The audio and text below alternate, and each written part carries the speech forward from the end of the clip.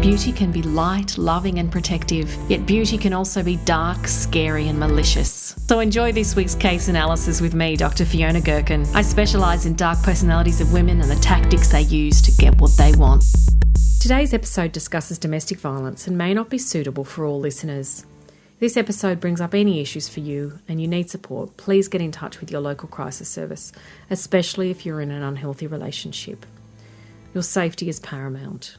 This is the story of Alex Skeel, a young father from Bedfordshire in the UK who was tortured and nearly killed by his girlfriend Jordan Worth.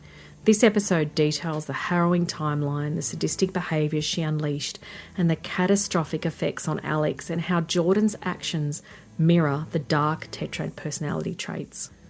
Alex and Jordan met in 2012 when they were both only 16. What began as a college romance led to Alex moving in with Jordan, getting her pregnant and welcoming their first daughter in 2015, followed by a second daughter shortly after. But beneath the surface, Jordan's control festered. From April 2016 to June 2017, she escalated a campaign of abuse that left Alex isolated and broken. On June 12, 2017, neighbours heard his screams and called police, who found him cowering on the stairs. Rescued and hospitalised, Alex was diagnosed as just 10 days from death due to starvation and untreated injuries. Alex was 21 years old at the time. Jordan was arrested in April 2018. She became the first woman in the UK convicted of coercive and controlling behaviour in an intimate relationship, alongside charges of wounding with intent and grievous bodily harm.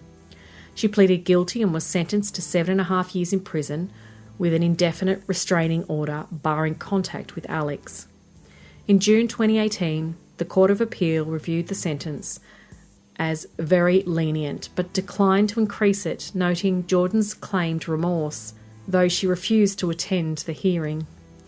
In my opinion, her claims of remorse were just that, claims, not true remorse. By claiming remorse, she becomes a victim and in turn garners empathy from people. Jordan was released in 2022 after serving half her term and has since become engaged to another man despite the warnings. Let's talk about the types of behaviours that she exhibited. Jordan's abuse was a brutal cocktail of psychological torment, physical savagery and total domination designed to erode Alex's identity and will to live. Psychological manipulation started subtly. She dictated his clothes, banning grey pants, hairstyle, and even faked his grandfather's death to watch him grieve for 2 hours before mocking his tears and declaring, "I want to ruin your life." She isolated him by sending hostile messages from his phone to his family, "Don't contact him anymore," smashing his mobile, hijacking his social media, and also controlled a fake Facebook profile in his name. Physical violence exploded over 9 months. Jordan wielded weapons like hammers, smashing his hands and face with a beer bottle, screwdrivers, bread knives, stabbing his hands and severing tendons, as well as a broken hairbrush. She poured boiling water over him, causing second and third degree burns on his arms and legs, and she forbade him to seek treatment, leading to infection. Starvation was systematic. She denied him food, forcing him to eat scraps or nothing, while she ate normally. Humiliations included making him sleep on the floor. Even after her arrest, she posted photos with him in a manipulative display of normality, her arm around him as if nothing happened. Detectives called it the worst coercive control case they'd ever seen, with Jordan showing no empathy even towards their children. Let's talk about the impact on Alex. The abuse ravaged Alex physically, mentally and emotionally, pushing him to the brink and beyond.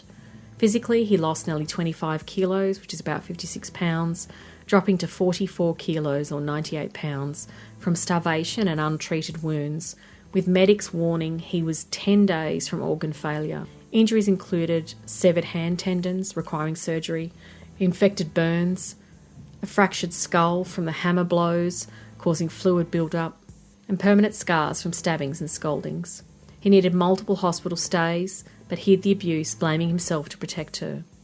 Mentally, the isolation and gaslighting left him suicidal, afraid to seek help due to the stigma against male victims. Losing contact with family for months, compounding the trauma.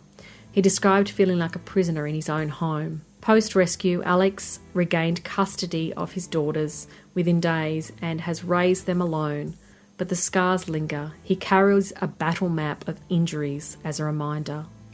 He's now an ambassador for the Mankind Initiative in the UK, advocating for male victims and noting that 1 in 6 men face abuse, yet few seek support. Now let's have a look at how Jordan fits with the dark tetrad traits, which are Machiavellianism, narcissism, psychopathy and sadism. Jordan's behaviour certainly illuminates the calculated cruelty, turning love into a weapon of destruction. Machiavellianism was her blueprint. She strategically isolated Alex via fake messages and social media takeovers. She lied about family deaths to test loyalty and even post-arrest manipulated photos to feign concern, prolonging her psychological grip. Her charity work and university background masked the scheming, exploiting Alex's youth and vulnerabilities for her total control. Narcissism drove her entitlement, dictating his appearance and berating him. Her family ties showed she viewed him as an extension of her ego, demanding unwavering devotion while admitting no fault. Her remorse rang hollow as she skipped her appeal hearing. Post-release, she quickly became engaged to another man, suggesting the idea that she has a pattern of relationships for validation. Psychopathic behaviour surfaced in her callous impulsivity, escalating from slaps to life-threatening assaults without hesitation. She showed zero empathy even for their children, treating violence as routine, with detectives noting her chilling detachment. The fake grief hoax exemplifies the emotionless manipulation. Her sadism was overt in the prolonged suffering, starving him while eating herself, denying burn treatment to watch infections fester, and reveling in his screams prompted the neighbours to call police, indicate pleasure in his degradation and pain.